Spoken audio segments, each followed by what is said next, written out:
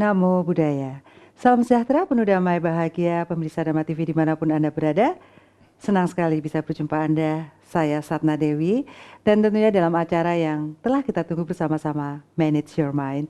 Saya berharap bahwa Anda dalam keadaan yang sehat pada malam hari ini, dan tentunya bagi Anda yang mungkin kurang enak badan atau sakit, dengan mengikuti acara ini mungkin akan timbul sebuah pemahaman baru tentang kehidupan. Baik pemirsa Dhamma TV, pada malam hari ini kita akan membahas suatu tema yang menarik, yaitu hidup bukan hanya penderitaan. Ya, ada yang mengira bahwa hidup ini adalah penderitaan. Nah, kita akan bertanya. Kita berdiskusi dengan narasumber kita yang luar biasa dan pasti Anda sudah kenal. Beliau adalah seorang biku, yaitu Biku Dhamma Wijayu Mahatera. Namo Buddhaya, Bante. Ya, Namo Buddhaya. Apa Semoga kabar? semua makhluk berbahagia. Ya. Kabar selalu harus baik dan selamanya baik. Selalu semangat ya Bante. Ya. Baik, pada malam hari ini Bante kita mengangkat sebuah tema yang menarik, yaitu hidup bukan hanya penderitaan. Kalau nggak salah dulu dikatakan oleh Buddha bahwa hidup adalah samsara, Bante. Sesungguhnya begini ya, secara realita, karena kebanyakan manusia ini tidak pandai di dalam menata cara berpikir mereka, hanya mengikuti nafsu. Secara umum, 99,9% mereka menderita. Oleh karena kebanyakan mereka menderita itulah Sang Buddha menekankan hidup itu penderitaan. Kecuali kalau mereka itu yang sudah pandai menata ulang cara berpikir, mampu menguasai pola pikirnya, mampu menemukan inti kehidupannya, mereka itulah yang tidak menderita. Jadi kalau kita lihat di dunia yang mana yang lebih banyak? Yang menderita. Menderita. Maka itu Sang Buddha menekankan kebanyakan manusia itu menderita. Itu yang ditekankan. Ini loh, kita itu kebanyakan menderita. Menderita karena apa? Karena dia tidak pernah mampu mengendalikan nafsu keinginannya. Kalau dia setidaknya tidak bersih, tidak adil, hanya nafsu keinginan, dia tidak pernah bahagia. Secara pribadi tidak pernah bahagia, tidak bisa membahagiakan masyarakatnya. Maka setidak-tidaknya seharusnya para pimpinan-pimpinan itu, mereka itu harus memahami bagaimana tekniknya, cara hidupnya itu, dia bisa menemukan dirinya sendiri sudah tidak pernah menderita lagi. Di dalam mindset yang benar dan baik. Jadi tata cara manajemen pola berpikir itu belum ada institusi, university yang mengajarkan direct ke sana.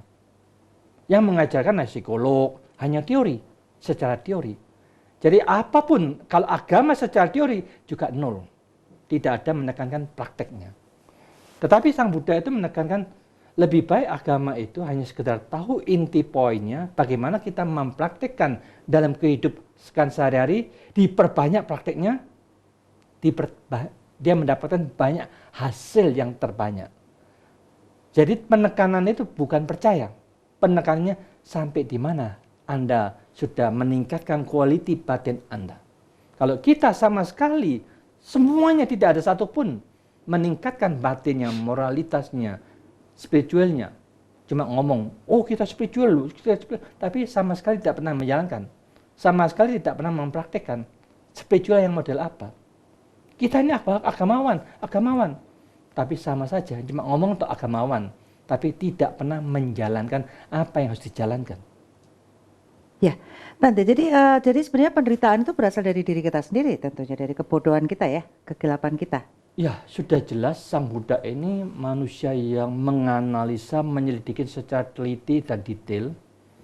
Ternyata penderitaan itu muncul karena ketidakmampuan di dalam mereka masing-masing mengendalikan kelima inderanya.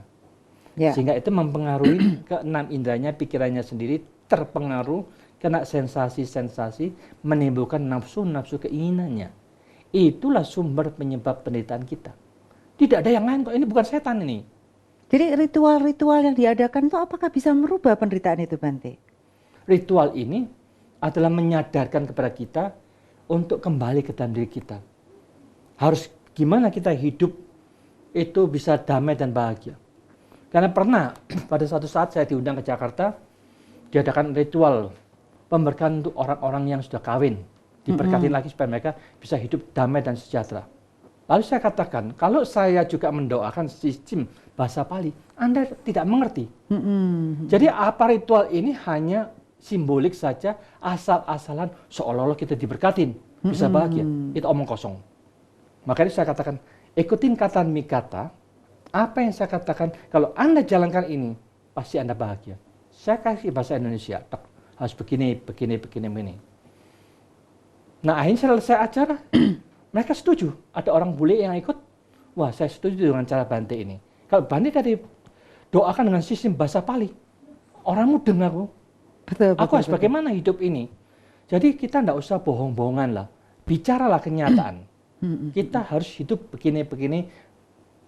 Pola, cara penggunaan mata, telinga, hidung, mulut, tubuh, dan pikiran kita dengan baik dan benar, itulah kunci yang mendatangkan kedamaian dan kebahagiaan. Bukan ritualnya. Iya Bante. Jadi kalau begitu kesimpulannya bahwa hidup sebenarnya tidak menderita, bukan penderitaan dong Bante. Kalau kita sudah memahami ini tadi. Tetapi ya kita kan tidak bisa mengatakan kesimpulannya seperti itu, tetapi kenyataannya. Kalau kita tidak mau menderita ya kita berusaha untuk menata ulang cara penggunaan kelima indera kita, menata ulang cara manajemen pola berpikir kita, supaya kita sungguh-sungguh mendapatkan cara yang tidak pernah menderita itu. Tetapi kalau secara umum, KB ini menderita. Ya 99%, Lah iya. 9, berarti cuma 0,01 loh Bante yang nggak menderita ini siapa? Berarti kan perlu kita buka dan kita sebarkan. Maka dari itu, itulah yang istilahnya mereka itu harus pandai-pandai untuk merenungkan, mencari manusia yang tidak pernah menderita itu yang sulit. Bagaimana harus menjalani hidup Bante supaya tidak menderita? Menjalani hidup yang supaya kita tidak menderita sangat simpel dan sederhana, bukan dipercaya. Kalau kita dipercaya itu sangat membuat kita jadi orang yang bodoh. Tetapi kalau kita menekankan jangan cepat percaya, tetapi kita bersama-sama menyelidikin, menganalisa benar atau salahnya itu secara bijaksana, bahwa sesungguhnya kebenaran itu hanya terletak dalam diri kita masing-masing. Kalau kita bijaksana itu, kalau mampu menggunakan mata kita, apapun yang kita lihat, yang masuk ke mata kita, tidak mempengaruhi pikiran sama sekali, tidak terhanyut oleh nafsu apapun juga, suka dan duka juga tidak terpengaruh, dia kokoh, kuat, tak tergoncang dan penglihatannya itu. Baru dia punya cara penglihatannya itu dengan baik. Batinnya dikuasai dengan baik. Termasuk kita punya telinga ini, mendengarkan apapun juga. Dengan penuh kebijaksanaan mendengarkan.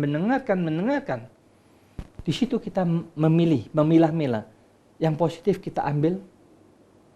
Tetapi ada yang negatif. Kita juga menerima tapi itu tidak baik. Biarkan nanti yang mereka berlalu. Tidak menentang yang tidak baik itu. Jadi inilah keanehannya, kehebatan Sang Buddha. Kita bukan melawan sesuatu yang kita tidak inginkan. Tetapi kita hanya memantau, menerima apa adanya, lalu dikelola, diserap dalam batin yang bagus kita serap. Yang tidak bagus kita salurkan, biarkan mereka berlalu. Karena memang semuanya positif, negatif selalu lewat kok, ya, pasti betul, masuk. betul. Jadi kita tidak mungkin bisa menolak yang negatif, aku tidak mau. Semuanya harus kita masukkan, tetapi kepandaian kita untuk mampu menyerap dan mampu membuang. Ya Bante, benar itu. Bante, apakah seseorang yang merasa menderita dikarenakan ketidakmampuan untuk menerima apa yang telah diberikan? Tadi ada yang negatif, ada yang positif. Dia tidak mampu nih menerima Bante. Jadi apakah dia akan menderita ketika dia tidak punya kemampuan untuk memilah? Tapi jangan dijawab dulu Bante, jangan jawab dulu. Baik pemirsa Dhamma TV, jangan kemana-mana karena kita akan ketemu lagi setelah yang satu ini. Baik pemirsa Dhamma TV, tentunya Anda masih di acara Manage Your Mind dan saya Satna Dewi masih bersama Anda dalam acara yang tentunya kita telah nanti-nantikan. Baik pemirsa Dhamma TV, selamat malam bagi Anda yang berada di Tulungagung, Kediri, Blitar, Malang Raya dan Jombang juga sekitarnya. Tentunya jangan kemana-mana karena acara ini bertemakan hidup bukan hanya penderitaan. Karena selama ini kita selalu menganggap bahwa hidup ini menderita. Baik Bante, tadi kita terpotong ada sebuah pertanyaan. Tadi kan Bante katakan bahwa negatif positif akan masuk. Itu Ya. sudah wajar ya seperti itu ya Bante ya. Tapi bagaimana kita bisa, kadang-kadang kalau udah kena negatif nih kita larut kadang-kadang Bante. Susah untuk melepas. Ada beberapa orang yang susah banget untuk melepas ini nih Bante. Ini kepiawaiannya bagaimana nih Bante? Untuk bisa seperti itu Bante. Ya, memang kan manusia itu semuanya itu tergantung kebiasaan demi kebiasaan. Oleh karena kita di dunia ini sangat jarang dalam rumah tangga kita, orang tua kita ini dia mengajarkan manajemen cara berpikir gimana, manajemen cara menggunakan mata ini gimana. Tidak ada keluarga manapun yang mengajarkan sistem itu. Tidak ada agama yang mengajarkan sistem seperti itu. Sehingga dengan demikian sama-sama semuanya bodoh, tidak tahu gimana ini. Maka dari itu, itulah yang dikatakan semua ini mulai sekarang kita harus merenungkan dan mempelajari kenyataan-kenyataan dalam hidup kita. Bagaimana caranya ini?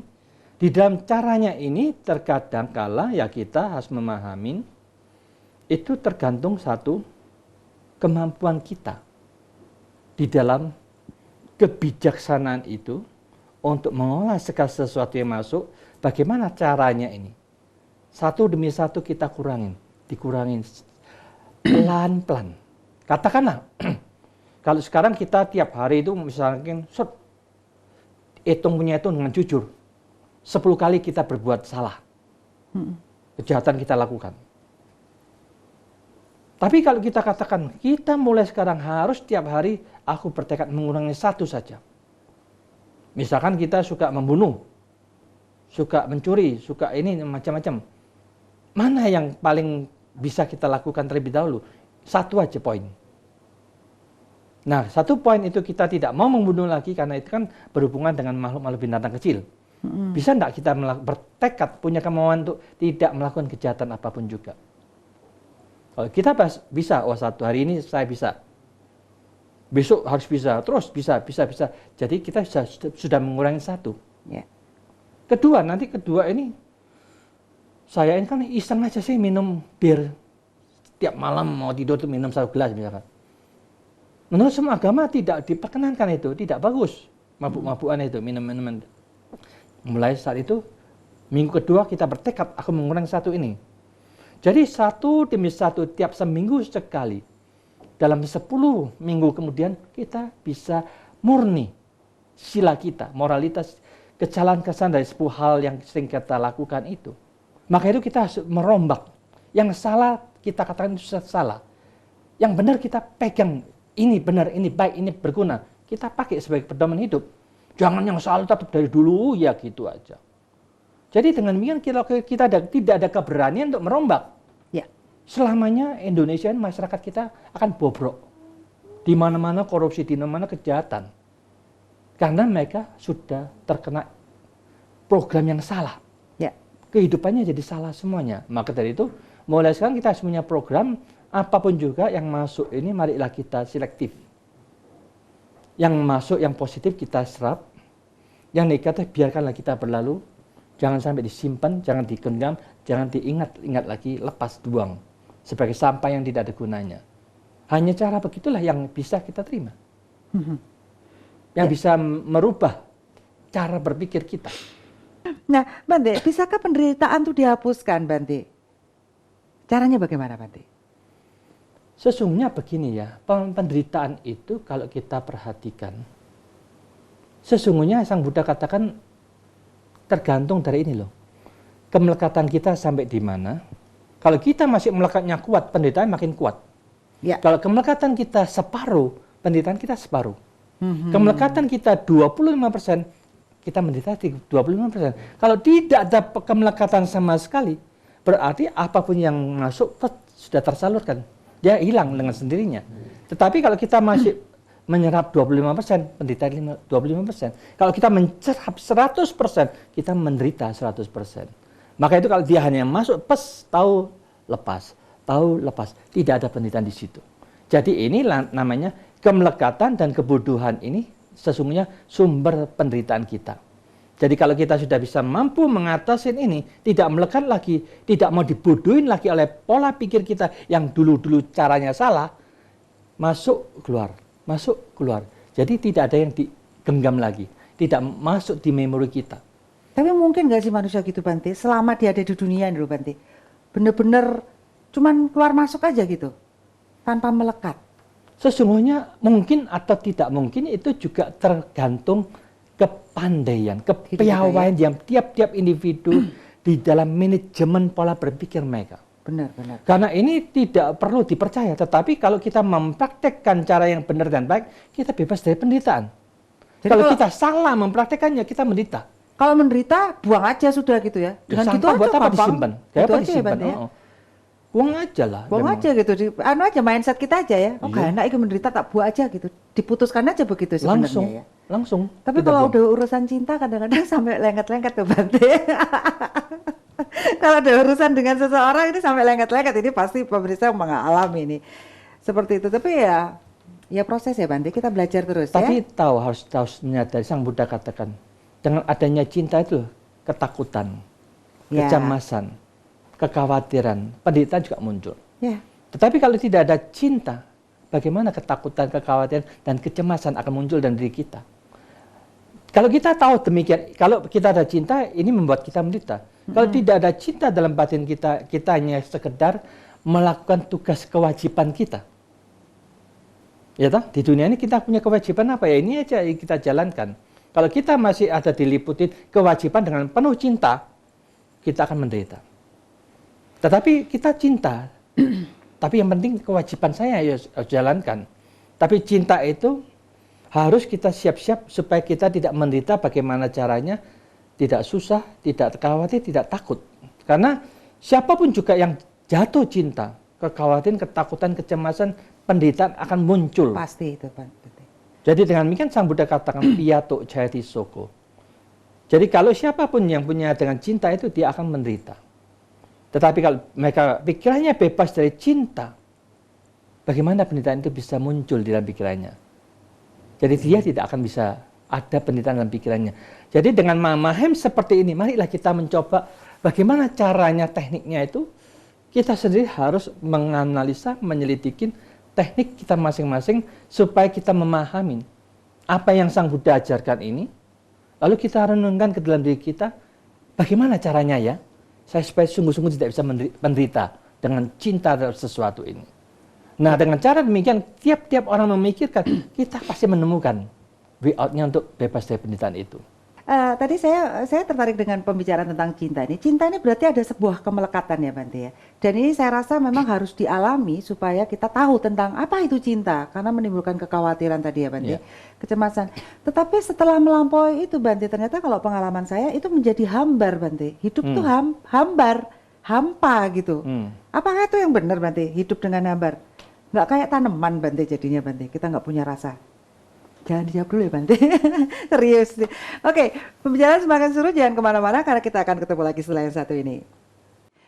Baik pemirsa Dhamma TV, tentunya masih bersama saya Satna Dewi dalam acara Manage Your Mind. Hidup bukan hanya penderitaan. Baik, tadi kita membahas masalah cinta tadi Bante yang terpotong.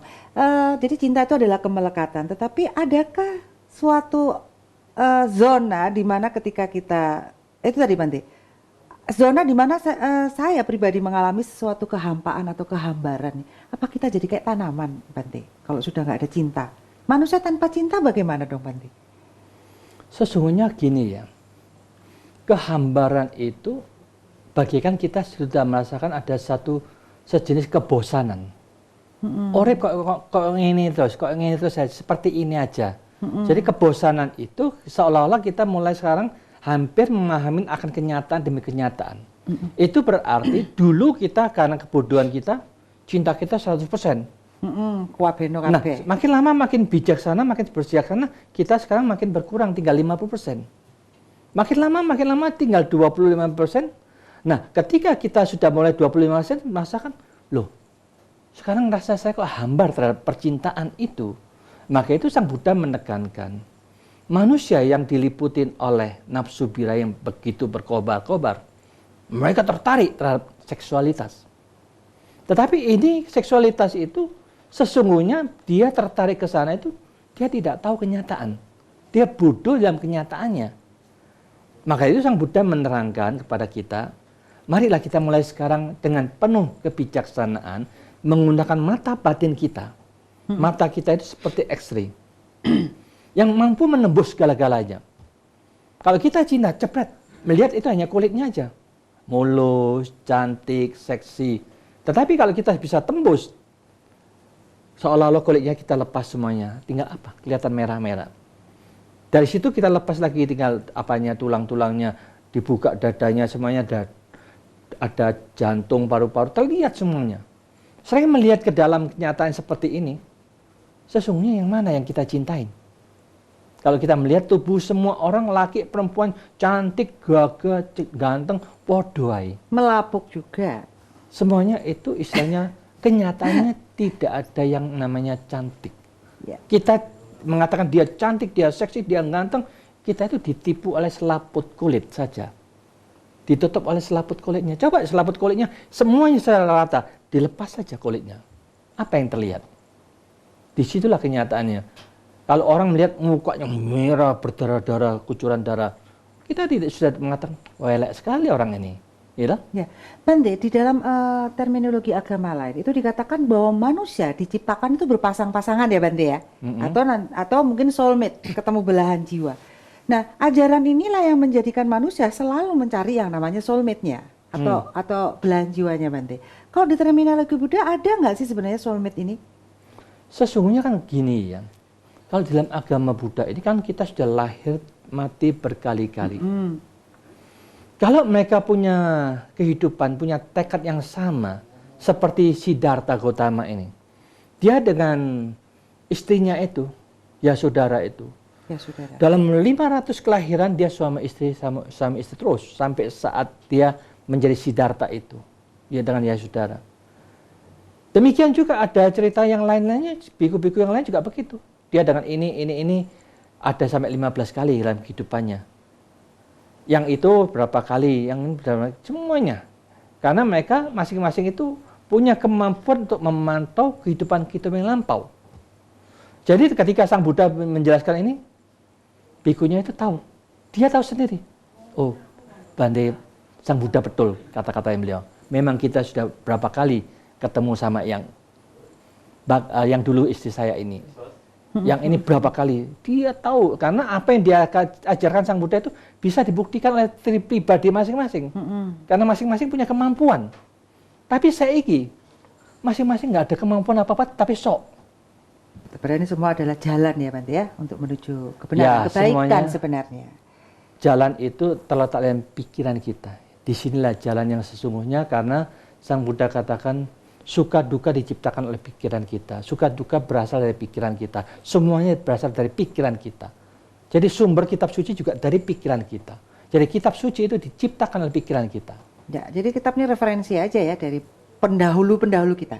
Iya, sekarang kalau kita katakan pikiran, kalau kitab suci itu tidak pernah membahas pola pikir yang benar dan baik, kita ngambang. Gimana ya cara berpikir yang baik dan benar itu? Karena dia tidak pernah ada satupun pembahasan masalah pikiran. Tetapi kalau kita melihat, mempelajari di Abhidhamma, wow, dibagi yang bagian positif berapa bagian, yang negatif itu berapa bagian, yang netral berapa bagian. Ya, pikiran-pikiran yang suci murni itu gimana? Itu dibahas secara detail. Jadi dengan demikian, kitab suci yang berani membahas masalah pikiran hanya ada di dalam Abhidhamma. Kalau kita mau mempelajari Abhidhamma itu, lebih baik kita mempelajari yang ada di website Dhamma. Oh, website buku dharma.com itu dipelajarin dulu. Di situ kan banyak 300 judul lebih, gratis lagi, di-download melalui internet. Buku dharma.com. Kalau kita mempelajari langsung khusus Abhidhamma, ini kan tingkatan tinggi. Tingkatan tinggi itu sesuatu ilmu yang sangat tinggi, kita nggak nyocok.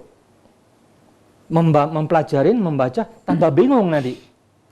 Kan terlalu dalam, terlalu detail, terlalu mengupas. Wah, hanya yang tadinya mau cari kedamaian, kok sekarang belajar ini kok tambah bingung, kan tidak cocok. Maka itu kita belajar sesuatu yang tepat, yang enak, yang pas untuk mempelajari pikirannya sendiri inilah. Diperbaikin supaya kita lebih damai, lebih bahagia, itu aja. Ya. Bante, sebenarnya ada orang datang ke tempat-tempat rumah suci atau ke wihara, ke gereja, atau ke tempat-tempat suci ya Bante ya, nih yang setiap minggunya itu loh Bante. Sebenarnya untuk apa sih Bante? Manusia ini sangat sedikit adalah manusia yang berani untuk merubah. Karena mereka melihat dulu nih kok ngono, ya saiki yang ini. Jadi mereka hanya nunut aja, ngikutin jejak yang dulu. Tetapi kalau mereka seorang yang kreatif, siapapun yang kreatif itu dia ada berani merubah untuk menuju yang lebih baik. Kalau tidak ada satupun yang berani merubah, selamanya itu monoton seperti itu, kaku, membosankan. Ya. Akhirnya orang datang malah ngantuk, Iya. nggak dapat apa-apa. Maka dari itulah mulai sekarang ya kita sekarang ada keberanian, siapapun juga pimpinan manapun juga, apakah itu di wihara, di gereja, di masjid, mereka ada berani berubah. Ya. Untuk merubah itu dia harus merubah ke dalam diri sendiri, dia juga berubah ke dalam dirinya sendiri. Ya. Mindsetnya dirubah, dia juga berusaha untuk merubah mindset menuju yang lebih baik tiap-tiap orangnya. Kalau dia sendiri mindsetnya belum baik, bagaimana dia bisa merubah anak buahnya? Omong kosong. Betul. Jadi dia harus kasih contoh bahwa dirinya sudah berubah menuju yang lebih baik. Baru mampu merubah mindset yang lainnya juga lebih baik. Bante, kemarin saya sempat membaca sebuah koran kalau nggak salah. Jika masih terjadi ritual-ritual pembunuhan binatang, maka perang di atas bumi tidak akan pernah hilang. Apakah itu benar secara karma, Bante? Jangan dijawab dulu ya, Bante ya. Baik, pemirsa Dharma TV, jangan kemana-mana karena kita akan ketemu lagi setelah yang satu ini. Baik, pemirsa Dharma TV, di sesi terakhir kita, tadi kita sedang membahas beberapa waktu lalu saya pernah membaca sebuah surat kabar bahwa dikatakan bahwa jika terus-menerus terjadi pembunuhan atau pembunuhan binatang dalam sistemik ya, yang diatur dalam sebuah sistem, itu perang tidak akan pernah berakhir di muka bumi, Bante. Tapi pertanyaan saya, apakah perang mungkin berakhir di muka bumi? Sesungguhnya begini ya, manusia itu kan diliputin oleh latihan demi latihan. Kalau latihan yang kecil aja mereka tidak bisa menjalankan, bagaimana bisa melatihan yang lebih besar? Kalau binatang boleh dibunuh, karena dia sudah terbiasa membunuh binatang, dianggap nanti membunuh manusia juga sudah termasuk lumrah, biasa, karena dia sudah terbiasa membunuh itu. Tetapi kalau dilihat setingkat lagi yang lebih tinggi, manusia itu harus menganalisa dan menyelidikin. Kenapa ya? Sekarang perang kok selalu terjadi, tidak pernah berhenti. Siapapun yang perang, di situ mereka ingin menunjukkan bahwa dia lebih hebat. Aku bisa membunuh 30, dikatakan aku menang. Walaupun aku mati cuma 25, dia bisa mampu membunuh 20, 30, menang. Itu salah. Sama-sama ruginya. Ya. Sama-sama menderitanya. Marilah kita kembali lagi. Kenapa sih? Apa yang menyebabkan? Akhirnya kita lihat siapa sesungguhnya yang menciptakan senjata. Ya. Yang menciptakan senjata dia punya tujuannya, karena keserakahannya supaya aku bisa ngedol senjataku. Benar, jualan senjata dia. Nah, dia menciptakan senjata, terus cetak terus dijual ke mereka. Mereka diadu domba, supaya mereka diadu domba, aku bisa menjual senjata ini. Itu karena keserakahan mereka, biar cara apapun juga, pokoknya aku bisa jual. Dia tidak peduli mereka mati berapapun, masa bodoh. Pokoknya aku bisa menjual. Ini keserakahan satu kelompok tertentu. Ya. Tapi mereka ini yang diadu domba goblok deh. Ya. Gelem kok aku diadu domba. Tak kalau dia sama-sama bijaksana, punya aku ini mati 30, punyamu mati 25. Podo-podo ilangi loh, podo menteri, ojo perang lah. Kita beli senjata 1 bulan habis berapa triliun. Ya. Lalu buat apa kita perang sendiri? Rusak Sing kabeh. untung ini lo pabrik lo. Kita diadu domba, kita di-pro ditembak deret. Dia benci, balas dendam kita. Jadi kebencian, keserakahan, kebodohan ini sumber utamanya. Coba mulai sekarang, kita bersama-sama untuk introspeksi dengan kebijaksanaan. Bagaimana tekniknya supaya kita itu akur, rukun. Tidak ada Israel, tidak ada Palestina. Podo-podo menungsonyo, podo-podo kepingin hidup damai dan bahagia. Kalau mereka mau perang ini, yang prajurit jangan perang. Pimpinan aja yang suruh turun perang dulu loh. Pimpinnya kan tinggal perintah aja, anak buahnya yang mati semuanya. Jadi dengan demikian kalau zaman dulu, jenderal-jenderal juga ikut perang. Ya. Kalau sekarang jenderal tinggal perintah aja. Jadi mereka enak. Jadi dengan demikian otomatis dibalik serang. Kalau memang mereka mau perang, jenderalnya turun ikut perang. Kan jenderalnya dapat komisi dari penjualan senjata, Bante. Otomatis itulah keserakahan mereka toh. Kurang ajarnya ya. Kak. Jadi ini masyarakat kita ini harus sadar mulai sekarang kita jangan mau diadu domba oleh siapapun juga. Supaya kita tidak saling membunuh, supaya kita tidak saling perang, supaya kita tidak saling membenci, supaya kita tidak saling menimbulkan keserakahan. Jadi kebodohan ini harus kita singkirkan dengan logika kita, siapa yang untung dengan adanya perang ini. Dia itulah sumbernya penyebab masalah itu. Kalau dia tidak ada keuntungan, dia tidak mungkin akan menimbulkan masalah. Karena dia ingin mendapatkan keuntungan, dia yang menyebabkan masalah. Kalau kita sudah pintar seperti ini, menilai seperti ini, lalu buat apa kita perang? Sama-sama rugi. Semua agama mengatakan tidak boleh membunuh. Ya. Tetapi kenyataan mereka tetap membunuh. Maka itu kalau kita tegas, pembunuhan apapun juga, walaupun itu kecil, kita tetap menghargai. Bahwa dia tetap makhluk hidup. Hargailah kehidupan mereka. Jangan dibunuh. Dengan cara seperti ini, cinta kasih yang murni, semurni universal, semua makhluk kita cintai. Tidak akan terjadi pembunuhan apapun juga. Sejak yang kecil aja kita latih. Semuanya latihan seperti lama-lama tidak ada pembunuhan. Dengan demikian kedamaian akan terwujud. Kalau kita tetap bunuh, tidak mungkin kedamaian bisa terwujud. Ya. Itulah yang alasannya. Bante, tadi Bante katakan cinta kasih murni, Bante. Sama cinta yang kita bicarakan tadi itu beda ya, Bante? Sekarang cinta kasih murni itu tidak pandang hanya untuk pasangan hidupnya. Tetapi tetap memandang semuanya itu kita cintain, kita harapkan mereka bahagia. Tidak ada pamrih apapun juga. Bukan cuma istriku aja yang bahagia, anakku saja yang bahagia. Yang lainnya menderita, enggak, masa bodoh. Itu kan egois, cinta kasih yang egois. Ini cinta yang hanya memberi berarti ya? Cinta ya kasih itulah, jadi kita hanya mengharapkan semua makhluk ikut berbahagia. Tidak ada pandang bulu terhadap siapapun juga. Kalau kita menghindarin pembunuhan, ini sudah termasuk satu cinta kasih yang diharapkan tidak pernah menyakitkan makhluk manapun juga. Nah ini kita setahap demi setahap tuh, melatih diri. Cinta kasih terlebih dahulu terhadap binatang. Kita sayang terhadap semuanya itu. Dicintai. Setahap demi setahap kita bisa menghindari pembunuhan. Tidak sampai melakukan pembunuhan. Tidak sampai membuat penderitaan bagi makhluk apapun juga. Juga tidak sampai membuat penderitaan bagi orang yang sekitar kita. Karena kita sudah punya niat untuk memberikan kebahagiaan kepada semua makhluk. Jadi dengan demikian cinta kasih ini setahap demi setahap kita kembangkan di lingkungan kita terlebih dahulu. Terutama kepada cinta kasih terhadap diri kita terlebih dahulu. Apa itu cinta kasih? Kan kita mengatakan, semoga aku berbahagia. Semoga aku bebas dari kebencian. Semoga aku bebas dari penderitaan. Semoga aku bebas dari penyakit. Semoga aku bebas dari semua masalah.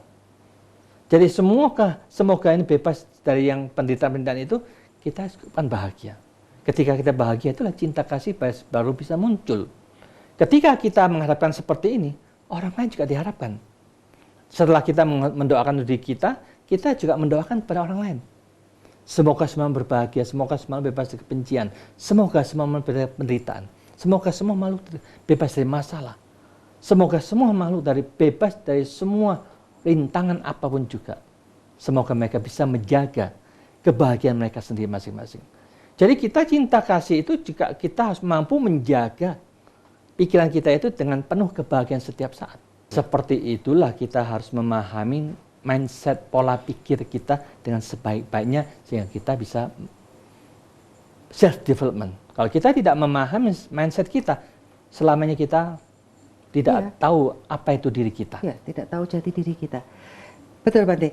Jadi harus tahu diri kita sendiri, terus kemudian mencintai diri kita sendiri, baru bisa memberikan cinta kasih kepada yang lainnya. Baik, Bante, waktu kita sudah sampai di penghujung acara, ada waktu untuk penyenangan bisa memberikan kesimpulan pada malam hari ini, Bante.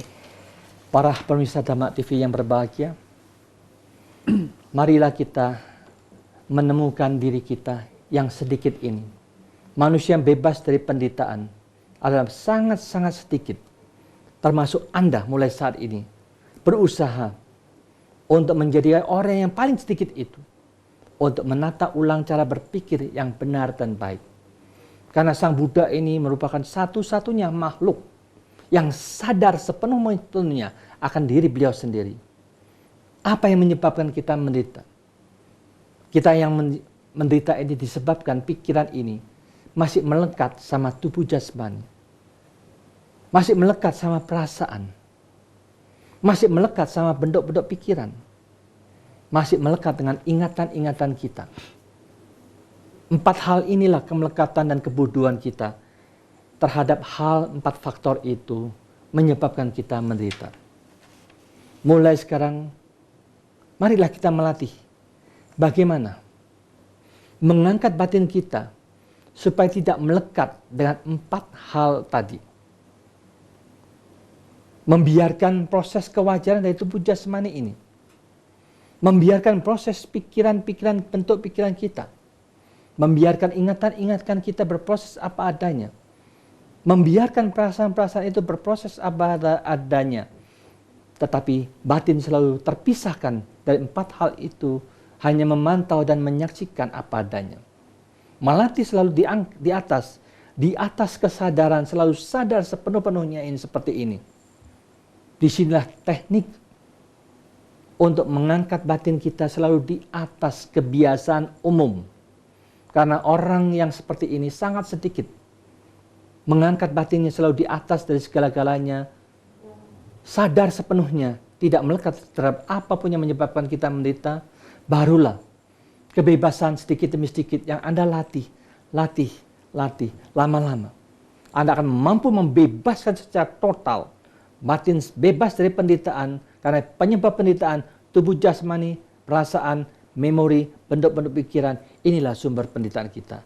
Tetapi batin, winyana kesadaran ini, tidak pernah menderita, karena tidak pernah kecemplung dalam penderitaan itu, sehingga kita mengangkat batin kita selalu di atas ini, baru menjauh dari semua penderitaan. Kebebasan itulah yang akan Anda dapatkan, Anda peroleh di dalam diri kita masing-masing.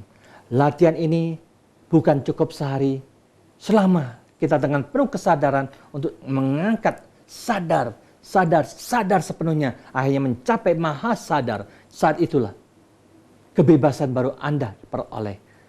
Mari kita bersama-sama menjadi manusia yang selalu eling dan waspada, sampai mencari maha eling, maha waspada di dalam diri kita masing-masing. Disitulah letak bebasnya penderitaan. Marilah kita berjuang untuk menemukan hakikat diri yang sempurna, yang bebas dari penderitaan. Kebahagiaan yang Anda cari akan ditemukan di dalam diri kita masing-masing. Semoga semua makhluk hidup berbahagia. Ya, terima kasih Bante atas penjelasannya pada malam hari ini. Baik pemirsa Dhamma TV, bagi Anda yang mungkin sedang menderita pada saat ini, marilah kita bersama-sama berjuang untuk ternyata hidup bukan penderitaan kalau kita mengenali diri kita sendiri. Baik pemirsa Dhamma TV, kata kunci kita adalah mind it's not everything, but everything is from mind. So, manage your mind. Saya Satna Dewi berserta kru Dhamma TV mengucapkan selamat malam. Terima kasih. Sabe Sata Bawantu Sukitata. Semoga semua makhluk berbahagia.